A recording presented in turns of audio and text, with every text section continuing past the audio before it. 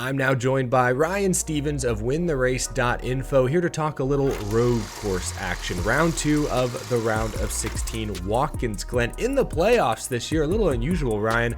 It's not unusual, though, to see Hendrick Motorsports up front at the Glen. They have won 5 straight Watkins Glen races. You got to go back, I think, to Martin Truex Jr. in 2017. It's been that long. And recently, Hendrick has also won every road course race this season. So we look at William Byron, his win at Coda, Larson at Sonoma, of course, Bowman at Chicago. Do the numbers suggest that Hendrick will be as dominant as we expect them to be this weekend? You know, they've definitely been strong at road courses in the Gen 7 car in general. I mean, even if you take Chicago out, Bowman won there, they've still won over a third of the road races in the Gen 7 era. An interesting twist this weekend, too, that could help them is if we do, there's reports of this tire wear. We could see up to 3 seconds of fall off, they're saying. I know some are skeptical on that, but even if we do see a little bit of fall off, I think every stop, it's going to be a 4-tire stop. In the pit stop ranks that win the race, we have Hendricks 1, 2, 3, and 9. Ooh. So perhaps that gives them a little, added boost or some track position, which you will need here to try and win this race. So yeah, I think HMS is definitely live again. Yeah, great point about the picker. I'm curious, do you know off the top of your head who's number 9? Who's lagging behind? Bowman. Ah, dang it. Always Bowman. The 48 team just can't put it all together like their teammates. But hey, had a great run at Atlanta this last weekend, so in a really strong points position. I will ask about some of these other playoff bubble drivers, though, because Bowman had a big day at Atlanta. He's plus 27, going to a road course. We know he's good there. What about Austin Cindric? He also had a really strong Atlanta race. He is plus 27. I think a lot of fans had him going out in the round of 16, but here he is with a strong cushion to make it to the round of 12. We knew Austin Cindric was a great road course racer during his Xfinity days. He had 5 Xfinity wins on road courses, but we haven't seen the same success, anywhere near the same success, I would say, in the Cup Series. What do you think of Austin Cindric this weekend? It's tough to get behind him because, yes, he was strong in Xfinity on the road courses. It's been a little different story since everyone's become more accustomed to this Gen 7 car. I think the fields have gotten much stronger. So, when we first started here a couple years ago, I think, he came out, he was pretty hot on these road courses. Now it's kind of fizzled off. Here at Watkins Glen, I had him, in 2022, I had him as the 15th best car. In 23, I had him as the 20th best car. So I think he's kind of a mid-packer, which, that might be enough. But road courses in general, if you take all 3 this year, I have him as 26th best in my true performance ranks on Win the Race. So it's not great. And it might be a Penske thing because, like, Blaney I have actually as top 10 and 9th. Logano I have as 22nd. So it's not like Penske's really killing it on these road course setups. I would say he's probably mid-pack, but where he sits, I mean, maybe that'll be good enough if he can have a decent run, at Bristol next week. So, yeah, it's tough to, get behind him for us to, as win the race as bettors or anything like that. But I think as far as his playoff outlook goes, might be okay if he can just stay mid-pack and advance here. Yeah, top 15 might be enough to put him in a good points position. But yeah, I think back to one of his first Cup road races. He was part-time in the 33. I think it was Road America in 2021, and he ran top 5. It was one of his first starts, and he was racing with the big dogs. I feel like that was his peak. That was his Cup road course peak. It has not been the same since then, unfortunately. Hopefully he can get a good finish. We're going to go down the list here. I want to talk about Daniel Suarez. Haven't mentioned him yet. He also had a good Atlanta race. He's plus 22. He won Circuit of the Americas. Won Sonoma 2 years ago. So we know he's a good road course racer. Do you think he will perform well at Watkins Glen? So this is a fun one if you want to walk down narrative street. So I'll name a few narratives here.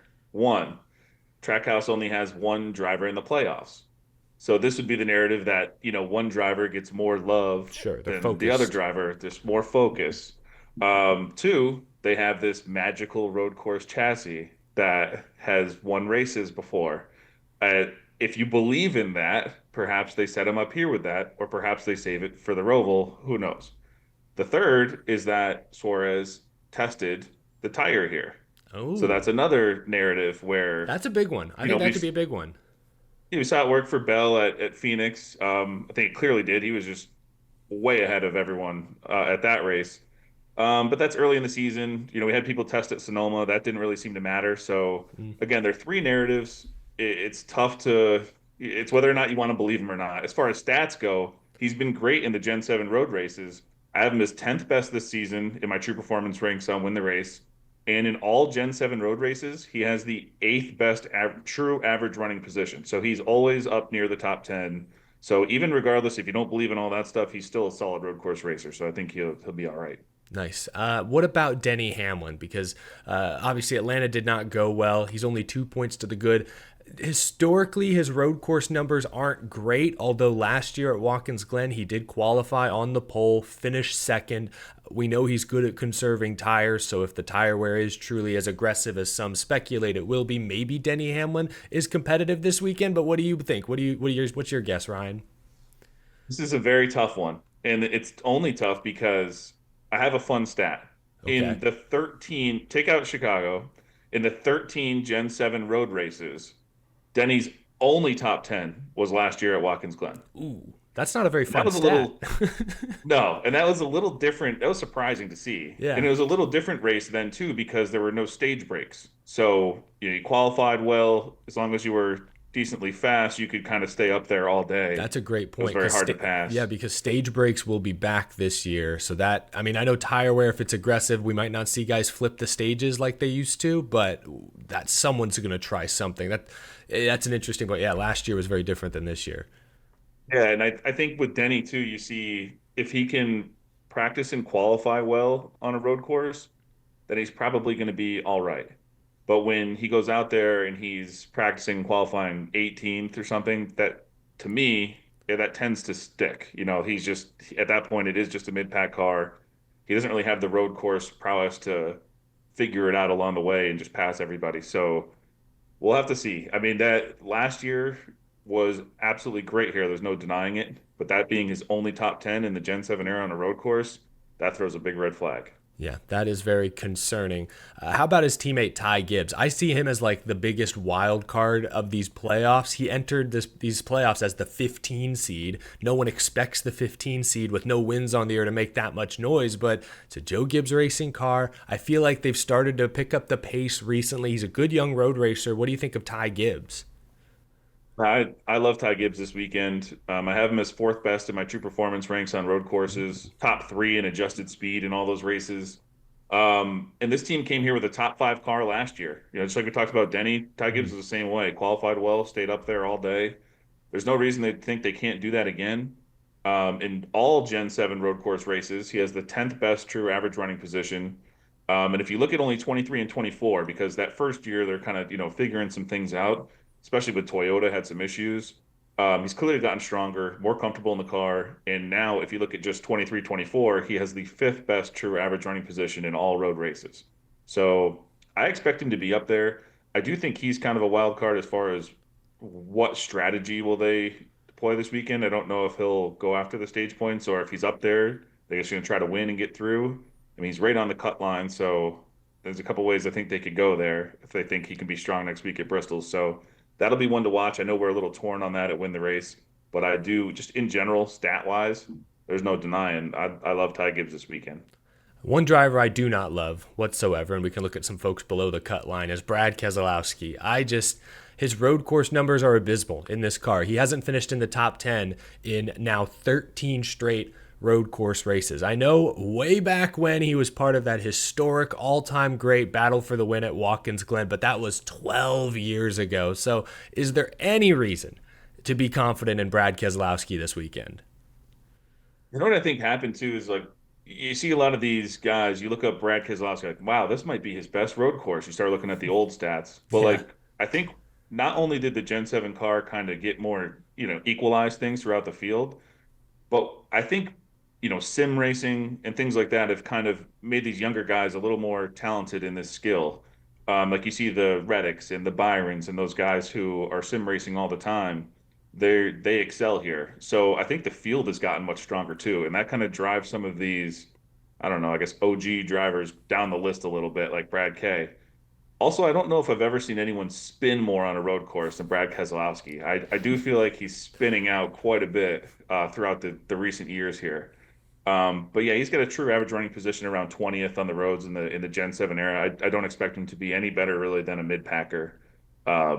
while I expect, his teammate to be much better here. Yeah, I had Brad Keslowski getting through this round, but I was banking on a much stronger Atlanta performance. So mid-20s last week all day, might be mid-20s at Watkins Glen this weekend. Couple more drivers here. Harrison Burton, I think few people picked him to get through this round.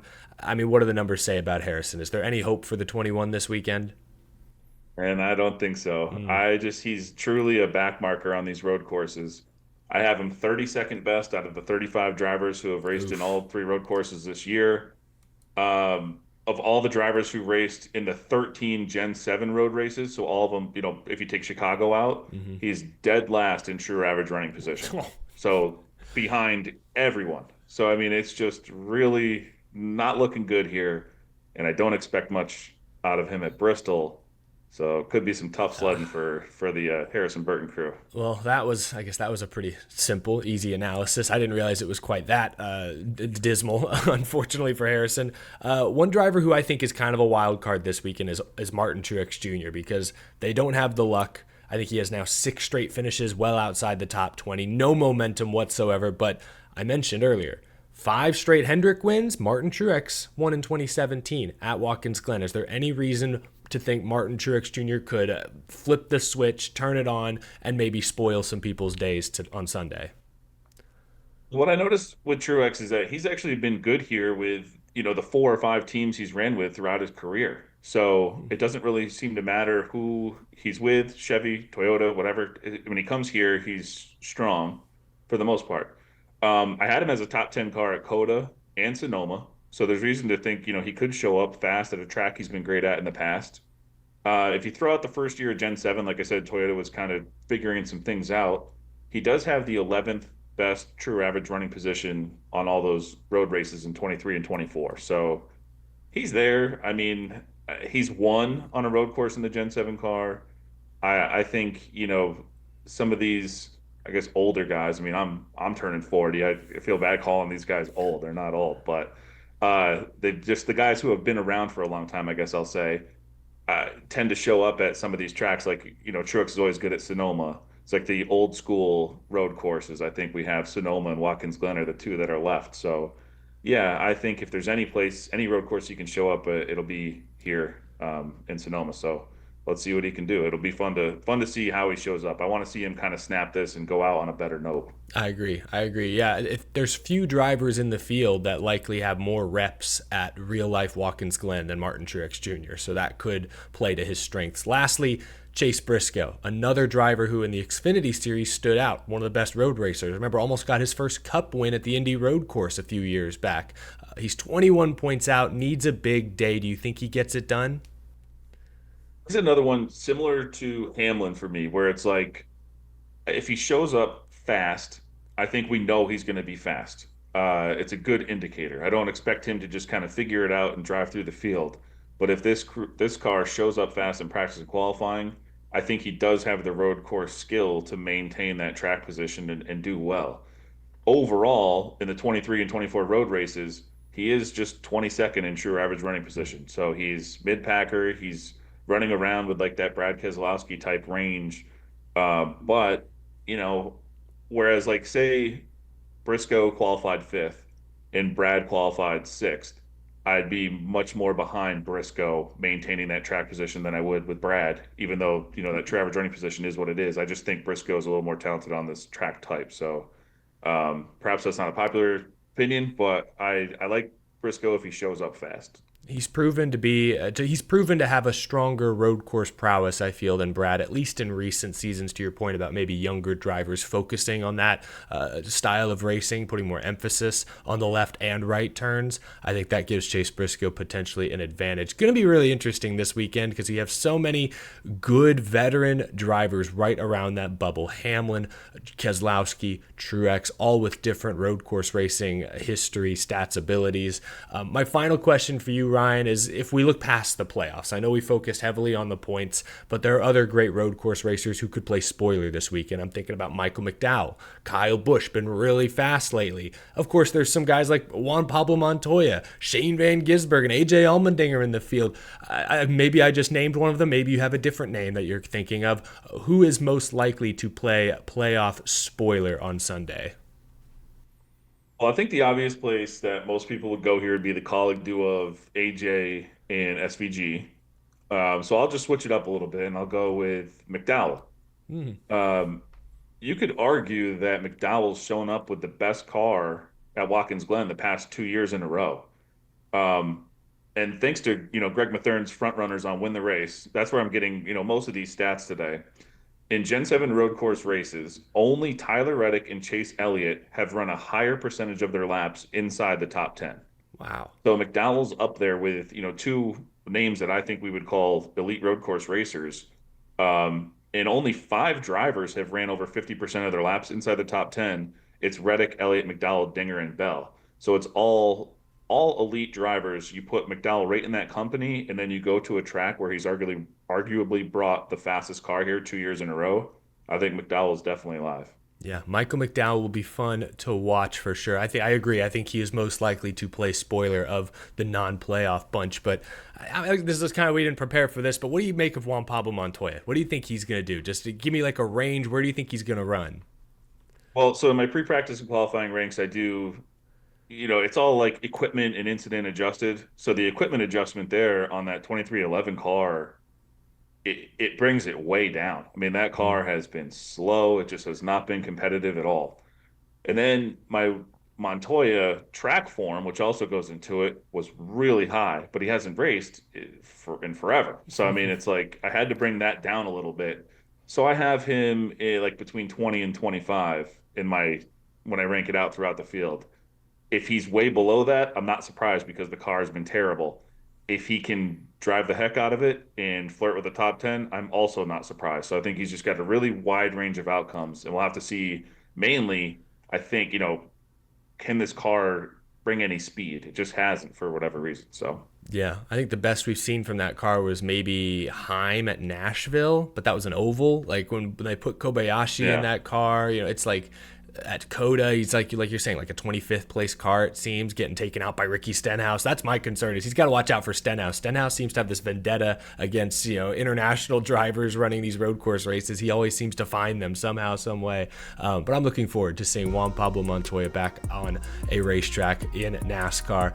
Ryan, thank you so much for joining us. Really chunky episode today. We dove deep into the numbers for all of these bubble guys. I love talking about road courses just because we have, I think, so many similar tracks we can refer to. Like there's no track quite like Darlington. There's no track quite like even Texas, but you can compare Watkins Glen to Sonoma, to to Circuit of the Americas, and I enjoy that. I think it makes for a really fun conversation. Of course, the playoffs are here. I really appreciate your time.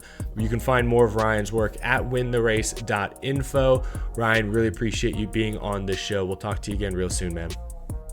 thanks for having me on. I really appreciate it.